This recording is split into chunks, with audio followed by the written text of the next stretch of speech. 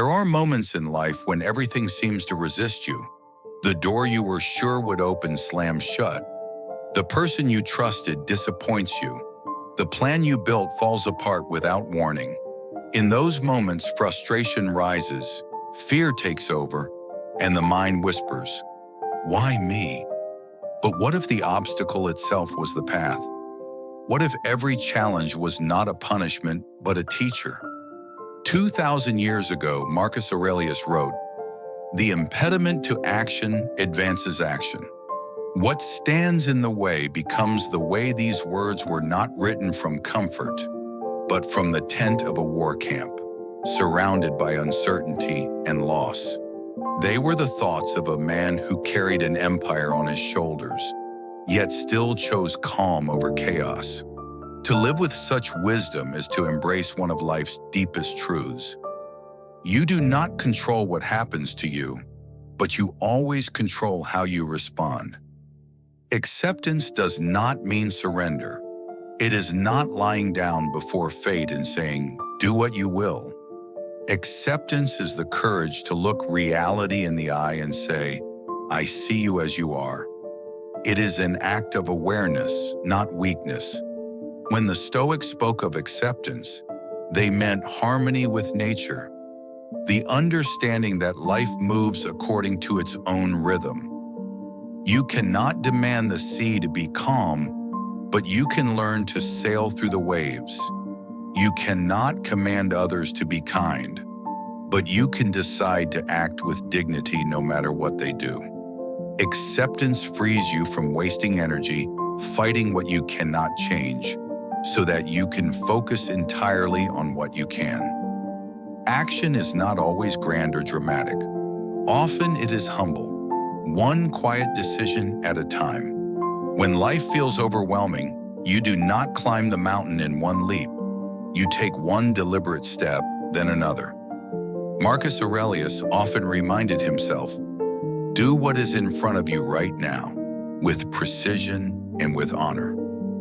If you focus on the step, not the summit, the journey becomes lighter. A single act of clarity, done fully, has more power than 1,000 scattered attempts driven by panic. Progress is built not on speed, but on steadiness. The Stoic walks slowly, but never backward.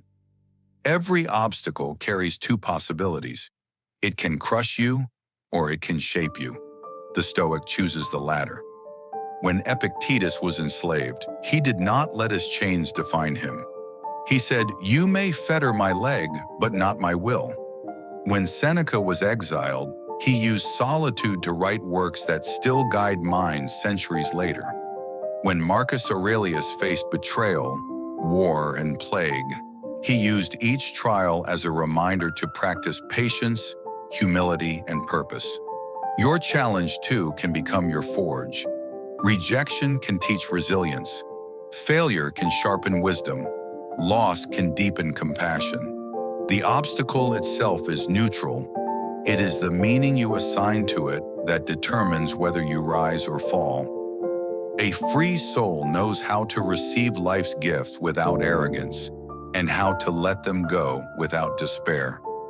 When fortune smiles upon you, enjoy it, but remember it is borrowed, not owned.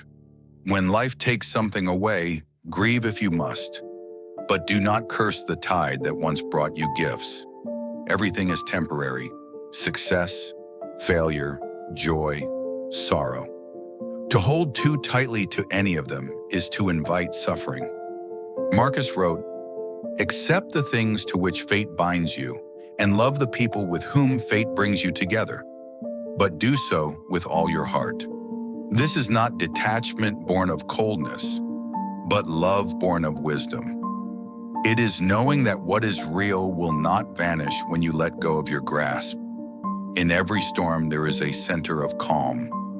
You cannot stop the wind, but you can stand still inside yourself. This inner stillness is the fruit of practice, the quiet confidence that whatever comes, you will act rightly and endure faithfully. The Stoic does not seek a painless life. They seek a powerful one. They do not beg for ease.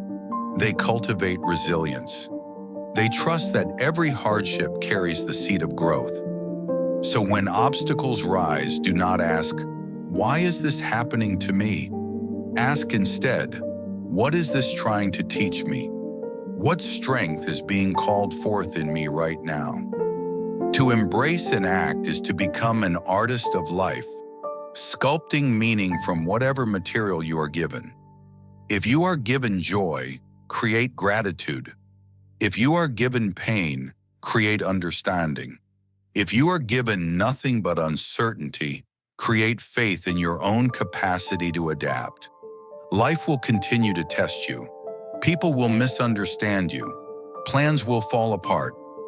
But the Stoic walks on, not because the road is easy, but because walking itself is the victory. Every step taken with awareness, every obstacle faced with courage, every loss accepted with grace, these are the brush strokes of a soul at peace. Freedom does not come from controlling the world. It comes from mastering your own mind.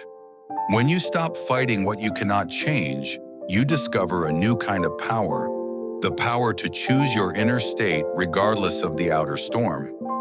You may not decide the weather, but you decide whether to curse the rain or dance in it.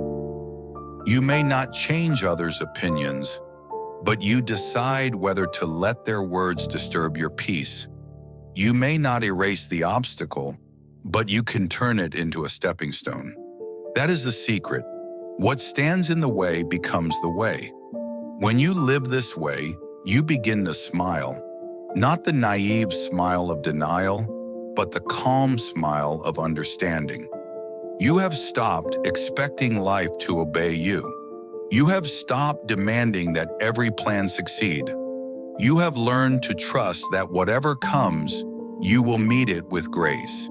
And that smile, quiet, grounded, free, is the mark of a person who has truly awakened. A person who receives without pride and releases without fear. A person who turns obstacles into opportunities. A person who, like Marcus Aurelius, walks calmly through chaos and says to life, "You cannot break me, because I no longer resist you."